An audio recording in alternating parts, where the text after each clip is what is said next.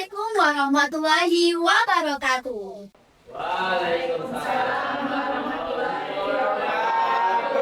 Hai semua. Kembali lagi dengan kami berdua, dengan saya Wika Ramadhani dan Fitri Austari dalam Dunia Podcast. Nah Wika, hari ini kita bakal ngobrolin sesuatu yang mungkin terdengar berat nih, tapi sering kita jumpai loh dalam kehidupan sehari-hari dan pastinya berhubungan juga sama dunia. Kok boleh tahu apa? Kau tahu? Mau dong. Oke, aku kasih pilihan ya. Oke. Yang pertama, dingin segar. Es batu? Salah.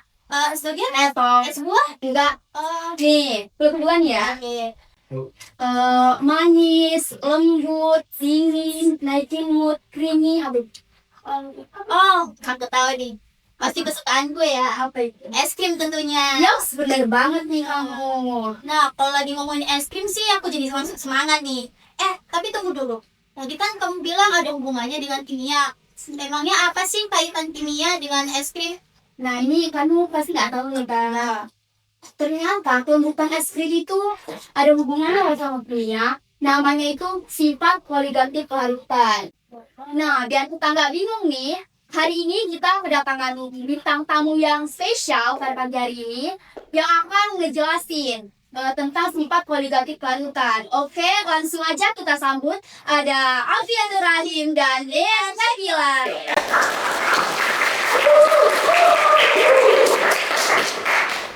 Halo Alfian Rahim dan Dea Syakila. Halo teman-teman semua. Nah, buat kabar pagi ya, Ya. Udah sangat baik ya teman-teman. Apalagi kan diundang podcast. Kebetulan loh, ini podcast kedua saya diundang dalam mematerikan, ya kan. Yang pertama itu ada Wariku Podcast, yaitu materinya tentang hidrokarbon. Juga dia tuh materi kimia di kelas 11. Halo Kadia. Ya. Saya sih proses membakat sering dapat sini. Terus saya juga agak deg-degan gitu. Soalnya ini kalian bilang saya ikut podcast ya. Gak apa-apa, pokoknya di sini santai aja. Kalau mau makan boleh. Kenapa? BTW kan kalian ini pakai seragam sekolah nih ya kan? Nah, boleh dikenalin nggak? Kalian ini dari sekolah mana sih? Oke, kebetulan ini kami sekelas ini. Oh, Ya, sekelas. kami tuh duduk di bangku kelas 12 sekarang. Bersekolah di SMA Negeri 5 Bagan Silembar. Wah, SMA Negeri 5 Bagan Sinumbah ya? Beri tepuk tangannya dong. Tadi kata kalian kelas 12. Nih, katanya aku dengar-dengar nih ya, kelas 12 itu sebentar lagi akan mengadakan TKA. Nah, kalian udah ada persiapan belum? Kalau saya sih kayak fokus gitu belajar kayak yang aku sambil nyari diri biar kedepannya jadi maksimal lagi. Tapi ya, Kalau dari saya ya, kan sebenarnya sudah cukup matang nih persiapannya. Cuman kan pasti ada dong kendala atau struggle yang saya alami. Karena fokus utama kelas 12 tuh sebenarnya bukan TKA aja. Seperti sekarang ini, sekolah saya bakal mengadakan bulan bahasa. Tentunya saya harus bisa membuat strategi nih bagaimana cara saya bisa mengatur waktunya seperti itu. Ya, kalian kan masih sekolah nih ya. Ada nggak sih pelajaran sekarang kalian gitu di sekolah? Ceritain dong. Ada dong. Kemudian kita jawab ini. 1, 2, 3. Kimia. seperti ya. Ya suka dong. Apalagi kan pelajaran kimia ini pelajaran yang sangat berkaitan erat dengan kehidupan sehari-hari. Apalagi saat ini kimia kan itu berhubungan dengan farmasi. Dia itu berkaitan juga dengan obat-obatan dan juga dia itu sering dipakai dalam kehidupan sehari-hari. Kalau bisa dibilang sih kimia kan ada dipelajari sekolah kan, makanya jadi favorit kami karena ya gurunya pun yang mengajari juga bagus gitu loh, sangat kreatif, inovatif, apalagi inspiratif. Perlu kita kenalkan? Boleh. Utama guru kami itu adalah Ibu Reza Sita Diana Rintongang.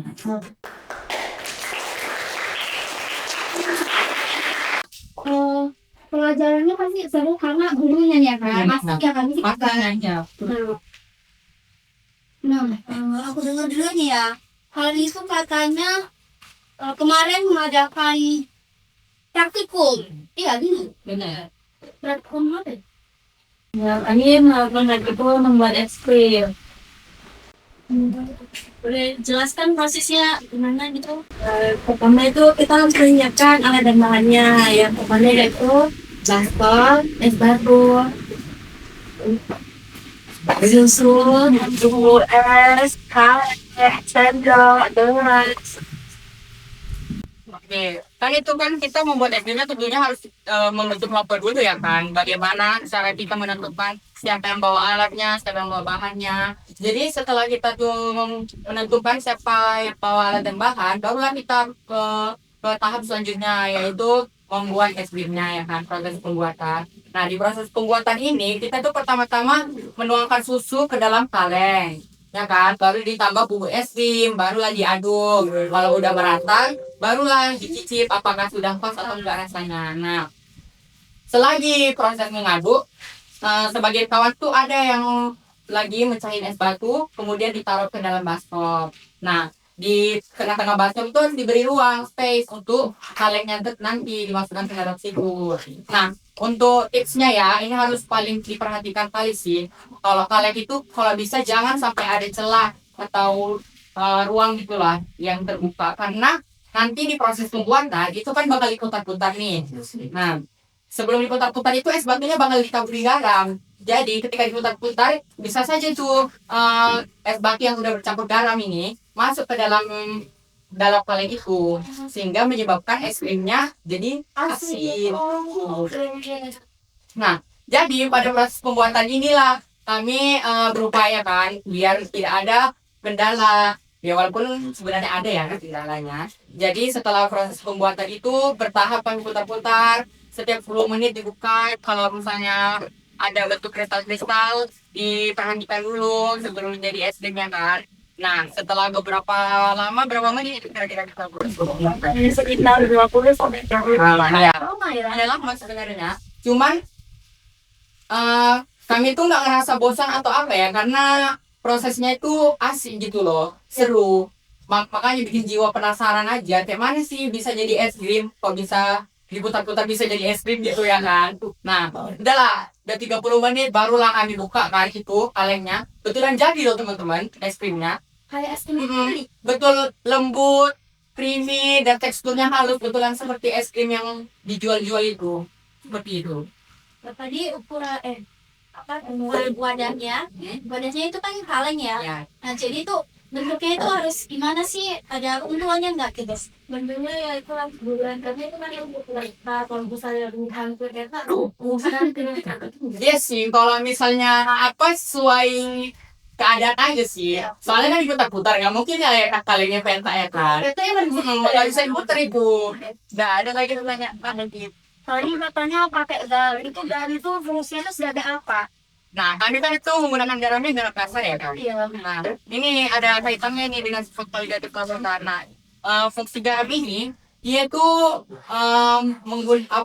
membuat esnya itu menjadi turun titik bekunya yang awalnya 6 derajat bisa jadi lebih rendah. Makanya pada proses ini membuat es krimnya itu jadi lebih cepat karena lebih dingin dia. Seperti itu. Bisa lebih cepat daripada itu mas betul ya? Ya, kalau pakai kulkas kan dia kita diamkan ya kan selama berapa jam atau bahkan 1 hari itu bisa beku. Dan itu pun mestinya beda dengan yang kita buat. Kadang dia kristalnya lebih besar. Iya. Lalu ini kenapa harus pakai garam gitu? Bisa nggak pakai yang lain gitu? Pertanyaan bagus sih ini. Kan kenapa kita kalau membuat proses pembuatan es krim itu pakai garam? Kenapa nggak bahan yang lain? Contohnya gula kan? Nah, gula pun sebenarnya bisa. Cuman dia itu efeknya nggak terlalu besar seperti garam. Dia beda jenis larutannya. Makanya ketika kita pakai gula, kita tuh harus menggunakan kadar gula yang banyak sehingga boros. Makanya tidak efektif untuk membuat es krim ini. Makanya kami menggunakan garam pasar. Ini mesti garam apa? Kalau garam halus gimana? Kalau garam halus itu dia ketika dituangkan dia lebih mudah terlarut dengan es batunya, terlarut dengan airnya. Jadi beda gitu dengan garam kasar. Kalau garam kasar itu dia terlarutnya bertahap, Lama ya. bertahap. Sedangkan garam halus dia terlarutnya cepat sehingga menimbulkan es itu cepat meleleh. Makanya juga udah boros es batu, boros garam lagi, makanya gak efektif. Tadi kan ada menyangkut itu ya, sifat kualitatif lautan. Nah, itu sebenarnya apa sih? Oke, Sifat koligatif larutan ini adalah sifat larutan yang dipengaruhi oleh zat terlarut, bukan pada jenis zatnya. Sederhananya gini, misalnya lah, ini kan kopi kan teman-teman kan. Dia larutan kopi itu pasti ada air, ada gulanya. Nah, gula itu dia dibilang sebagai zat yang terlarutnya. Sedangkan air adalah zat pelarutnya. Nah, kalau misalnya zat terlarut dilarutkan itu, dia bentuknya menjadi partikel-partikel kecil. Menyatu dia dengan zat pelarut. Makanya dia itu menimbulkan sifat larutan yang baru. Makanya lah, sifat koligatif larutan itu ya seperti itu ya.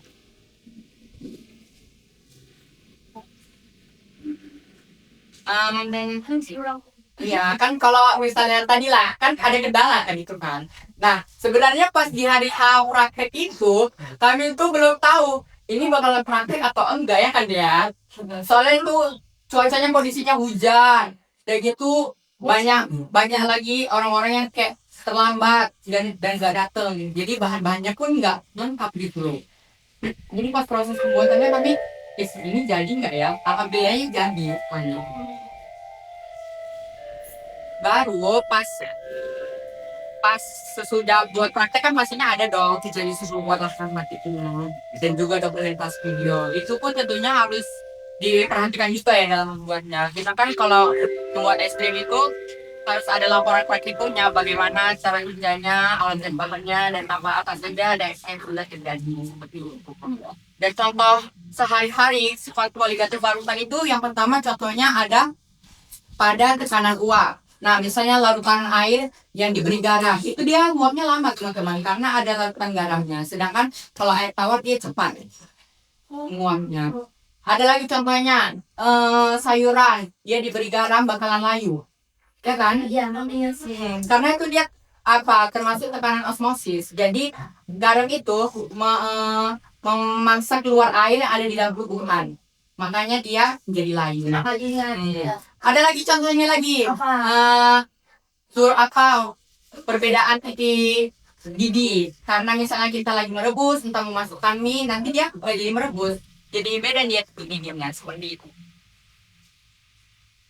Berarti seru ya? Iya, Praktek kalian. seru dong. Apalagi mau mengingatkan udah kelas 12 nih. Kalau misalnya kita udah ingat, kelas 12 udah buat praktik pembuatan es krim nih. Jadi kan kayak kesannya berarti kita beberapa bulan lagi nih di sekolah ini.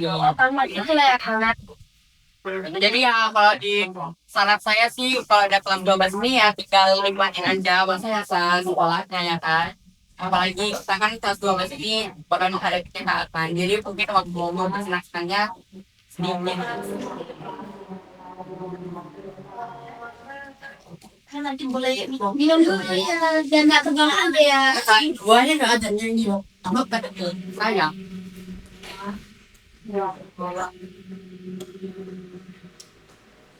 Berarti kalian masih sweet ya. Aku juga pengen jadinya. Orang-orang juga buat ya. Ayo, pernah kan karena sudah buat praktikum ini, jadinya penasaran ini masih ada gitu. Jadi mencoba juga di rumah. Oh, jadi Karena mungkin karena ada beberapa bahan yang kurang itulah kita harus memperhatikan juga bahan-bahan yang lain. Nah, jadinya hasilnya berbeda gitu loh dengan yang kita di beli. sekolah dong. Malah bagusan yang di sekolah. Kenapa kok bisa gitu? Karena dari bahan pastinya saya tidak memperhatikan bahan. Jadinya ada yang kurang. Bisa entah dari ininya, entah dari bumbu es krimnya. Jadinya beda gitu rasanya dengan yang kurang. Berarti senaruh itu ya kan? pertanyaannya Kalau pakai susunya saja sih mungkin bisa ya, cuman teksturnya tuh beda, tidak seperti yang dibuat di sekolah. Karena di sekolah dibantu dengan bumbu es krim, jadi dia larutannya tuh kristalnya beda. jadi lebih keras. Dia tidak terlalu yang dibuat di sekolah. Beda, ada pertanyaan lagi. Kalian kalau disuruh milih gini ya kan? Kalian lebih suka praktek atau teori-teori baca di kelas gitu? Aku sih lebih suka karena lebih mudah dipahami dan Kalau aja sendiri, Kalau saya jelas milih praktek ya, karena kalau misalnya kita hanya belajar melalui teori, itu susah, kurang masuk gitu. Sedangkan praktek kita langsung gitu loh, langsung menerapkannya gitu. Terakhirnya, Iya. apa ya? Jadi bingung. Mungkin tahu mengucapkan selamat pagi dulu. Ya, kayak ini ya, Arman. Satu kata tentang pelajaran kimia. Kan kalian suka kan? Dari kalian dulu. Apa? Menarik, Mbak. Menari. Apa itu? Menari. Karena itu bisa tahu belajar itu kamu ya. Kita jadi mengetahui tentang menari Korea kan? Kalau dari saya sendiri sih pecah ya kan. Wow. Karena kalau belajar kimia ini ada hidupnya gitu loh. Apalagi kalau misalnya praktek bakal jadi atau gak prakteknya ini gitu. Terima kasih kepada Pihak lagi dan dia semua sudah menemani ngobrol-ngobrol kita pada pagi hari ini. Saya ucapkan terima kasih. Mungkin segitu aja dulu podcast kita pada hari ini. Kurang lebihnya kami mohon maaf. Kami akhiri. Wassalamualaikum warahmatullahi wabarakatuh.